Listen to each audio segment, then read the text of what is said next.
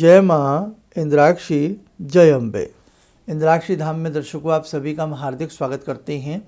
आज के दिन जिन जातकों का जन्मदिवस है, मैरिज एनिवर्सरी है, उन सभी को हमारी तरफ से बहुत बहुत शुभकामनाएं। आज है पुत्रदा एकादशी। इस एकादशी का महात्म्य अपने आप में बहुत होता है और ख़ास तौर से इस एकादशी में दिया गया दान, इस एकादशी में की गई साधना हमारी संतानों के लिए बड़ा ही पुण्य का फल प्रदान कराती है। क्या है इस एकादशी का महात्म्य, क्या इस एकादशी में हमें दान पुण्य करना चाहिए, सारी चर्चा इस अंक में होगी। और एक विशेष बात, जिन घरों में संतानें नहीं हैं उन्हें इस एकादशी का पूरा भगवान की कृपा से लाभ पहुंचता है और उन्हें इस एकादशी के महात्म्य को अपने घर में सुनना भी चाहिए और ख़ास तौर से इस एकादशी का दान भी करना चाहिए। आइए पहले आज का हम पंचांग देखें, फिर आगे की चर्चा करते हैं। 21 जनवरी सन 2024 दिन रविवार, संवत 2080, पौष मास, शुक्ल पक्ष, तिथि एकादशी, नक्षत्र रोहिणी, राहु काल 4:30 से 6, दिशा सूल पश्चिम दिशा। इस एकादशी में हम जितना हो सके हरि का चिंतन करें, उठते बैठते सोते जागते जितना भी हो हम हरि के नाम को जपते रहें। श्रीमन नारायण की कृपा इस एकादशी के महात्म्य से ज़रूर हर व्यक्ति के ऊपर बरसती है। जिस घर में इस एकादशी का या किसी भी एकादशी का व्रत रखा जाता है वहाँ पर भगवान विष्णु की कृपा पहुँचती है। और दूसरी बात, आप लोग एक काम करें, हर व्यक्ति चाहता है कि मेरे घर में संतान हो। शादी के बाद तो हर व्यक्ति का मन होता ही है कि मेरे घर में संतान हो और मैं भी संतान का लालन पालन करूं। और संतानें होती भी हैं तो सबका मन होता है मेरी संतानें स्वस्थ रहें और रहनी भी चाहिए। तो आप एक काम करें, पुत्रदा एकादशी के महात्म्य को सुनना प्रारंभ करें और ख़ास तौर से पुत्रदा एकादशी की जो कथा है उसे सुनने से भी पुण्य की प्राप्ति होती है। जिन घरों में पुत्रदा एकादशी का व्रत रखा जाता है उस घरों की संतानें स्वस्थ बनी रहती हैं। श्रीमन नारायण की कृपा उन परिवारों के ऊपर बनी रहती है। आज के दिन जितना भी हो, गौ माता की सेवा आपको करनी चाहिए, साधु सन्यासियों की सेवा आपको करनी चाहिए। और आज के दिन कोई भी धार्मिक ग्रंथ, खास तौर से विष्णु पुराण हो या शिव पुराण हो या रामायण जी का गुटका हो या रामायण जी पूरे अपने मूल भाग में हो, संपूर्ण भाग में हो, किसी न किसी सन्यासी को, किसी न किसी ब्राह्मण को देने से अत्यधिक पुण्य की प्राप्ति होती है। और आज के दिन किसी भी सन्यासी को श्वेत रंग के वस्त्र या पीले रंग के वस्त्र देने से भी पुण्य की प्राप्ति होती है। आज के दिन गौशाला में जाकर के गौ माता को गुड़ खिलाने से भी पुण्य की प्राप्ति होती है। आज के दिन गौशाला की सेवा करने से, आज के दिन किसी भी धर्म स्थान में जाकर के, तीर्थ क्षेत्र में जाकर के, तीर्थ स्थान में जाकर के, सरोवर पर जाकर के वहाँ की साफ सफाई करने से भी पुण्य की प्राप्ति होती है। आज के दिन पीपल को सींचने से अत्यधिक शुभ कर्मों की प्राप्ति होती है, पुण्य की प्राप्ति होती है और विघ्नों का नाश होता है। आज के दिन पीपल के नीचे बैठ कर के श्रीमन नारायण हरि हरि ओम नमो भगवते वासुदेवाय का जप करने से अनंत गुना फल की प्राप्ति होती है। और आपके घर में जिन्होंने भी आज के दिन व्रत रखा हो उनकी सेवा भी करिएगा आप। उनकी सेवा करने से भी, उनके कामकाज करने से भी आपको पुण्य की प्राप्ति होगी, है ना। खास तौर से हमारे घर में हमारी दादी, नानी, काकी और जितने भी हमारे घर के बड़े होते हैं वो खास तौर से व्रत तो ज़रूर रखते हैं बच्चों के लिए, सब परिवार के लिए। वो अपने लिए थोड़ी रखते हैं, अपने परिवार के आनंद के लिए, अपने परिवार के मंगल के लिए, अपने परिवार के सुख शांति के लिए ही वो बेचारे जीवन भर व्रत करते रहते हैं। तो इसलिए बेटा, जो भी घर में व्रत रखा हो उनकी सेवा भी आपको करनी चाहिए, उनके कामकाज में भी आपको हाथ बटाना चाहिए।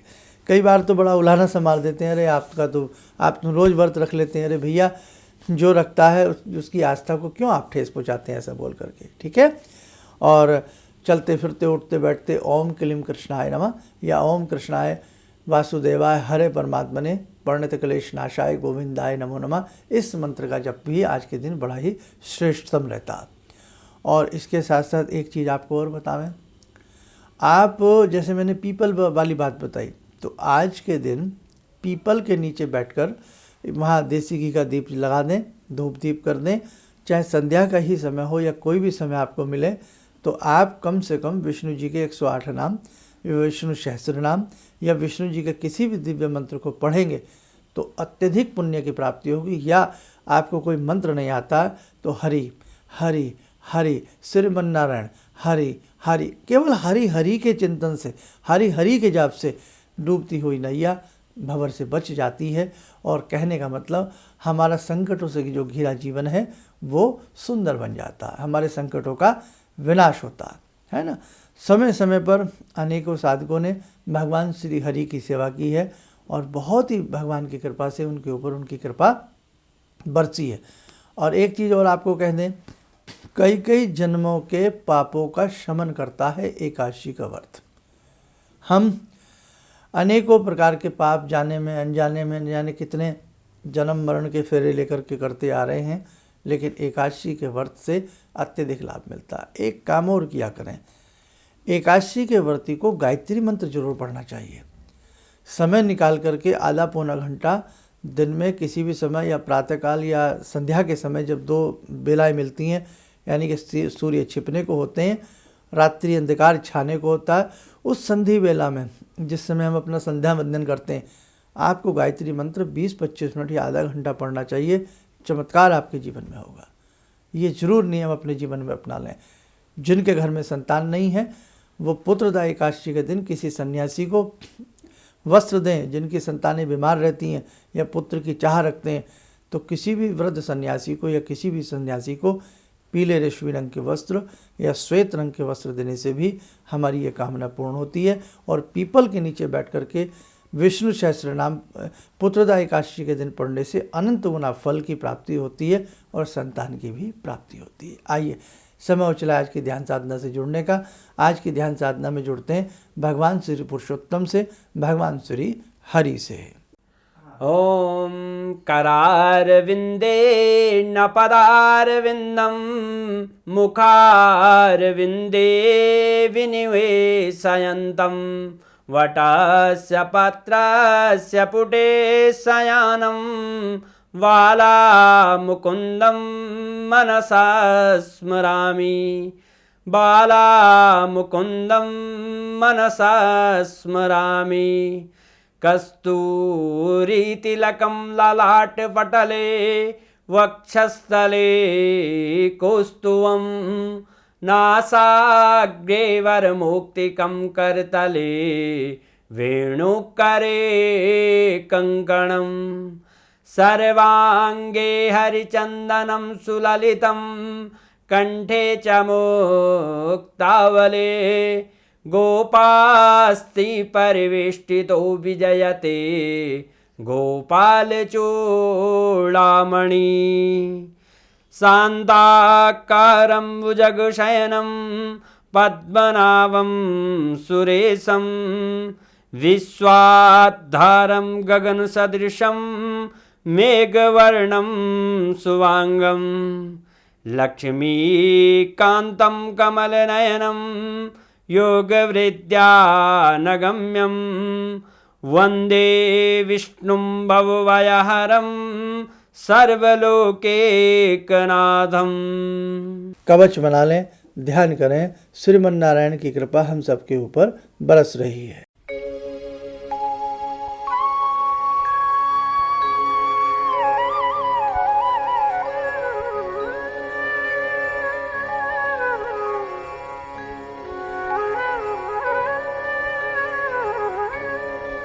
ओम बोलते हुए नेत्र खोलें, सामान्य हो जाए।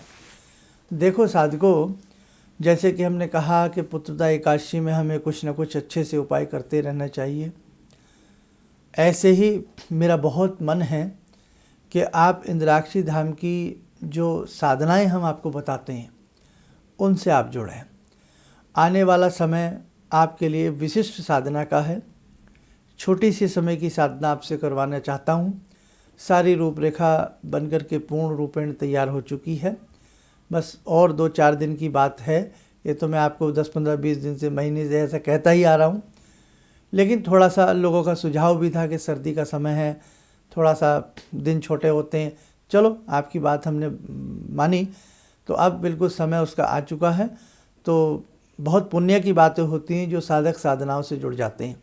लेकिन ध्यान रखना अपने मन में, मैंने आपसे एक ही संकल्प इस साधना में कराना है कि विश्व का कल्याण हो, सबका कल्याण हो। और दूसरी बात, अधिक से अधिक लोगों को इस साधना का लाभ पहुँचे, इसलिए अधिक से अधिक लोगों को इस साधना से आपको जोड़ने का प्रयास करना है।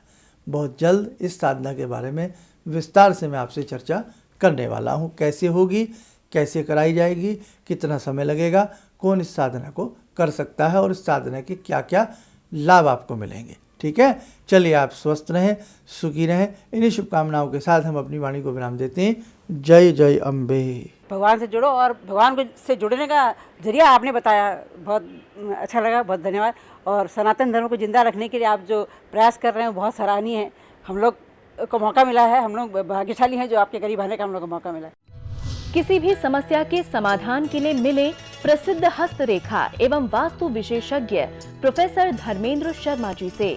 नोट: शिविर में भाग लेने हेतु एवं व्यक्तिगत रूप से मिलने के लिए कॉल करने का समय सुबह 10 बजे से शाम 6 बजे तक।